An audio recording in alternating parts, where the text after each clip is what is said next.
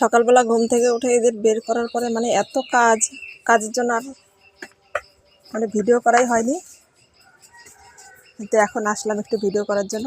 আর তার আগে বলে নিই, এই যে সকালবেলা উঠে কি খাবার দেব একটু পরে, হয়ে গেছে, দাঁড়াও আর একটু সময়, হয়ে গেছে, দাঁড়াও পরিষ্কার করে নিই, ঘরে নোংরা না, পরিষ্কার করবো তারপরে দেবো।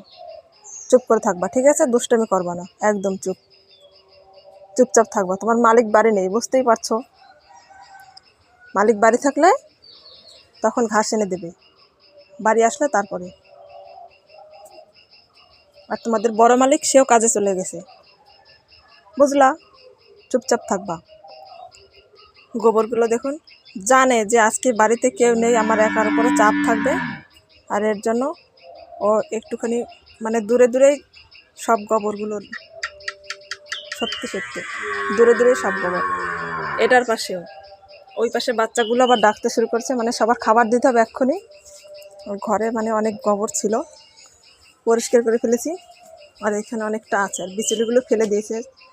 এরও কারণ আছে, কারণ সকালবেলা উঠে খোল দেওয়া হয়, তো এখন 9টা বেজে গেছে কিন্তু এতক্ষণে দেওয়া হয়নি, এর জন্য ফেলে দিয়েছে। কিছুই করার নেই, তাও দিতে হবে, যত কষ্টই হোক।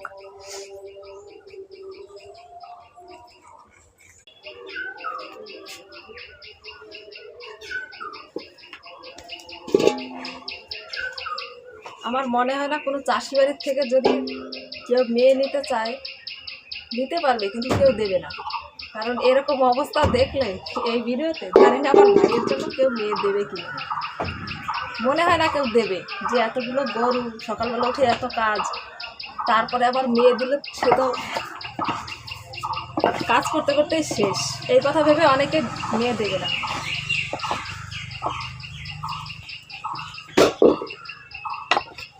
কিন্তু এগুলো পরিষ্কার করার জন্য আমার বাবা একটা কাঠের, কি বলবো এটাকে,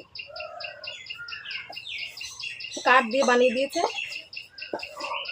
এর জন্য অনেকটাই সুবিধা, হাতেও লাগে না, আর ফেলতেও কোনো অসুবিধা নেই। আমাদের ঘরে মানে আমরা যে কজন লোক, চারজনের মধ্যে 4জনেই আমরা ফেলি, কোনো অসুবিধা নেই। আর এগুলো হচ্ছে আজকে সকালবেলার ডিউটি, এর আগে অনেক ডিউটি ছিল, সেগুলো হয়ে গেছে। আজকে একা বাড়ি আমি, এর জন্য অনেক কাজ একার করে। এখন এইগুলো পরিষ্কার করে ঘর ঝাড় দেবো, তারপর হচ্ছে গরুর খাবার দেবো, অনেক বেলা হয়ে যাবে দিতে।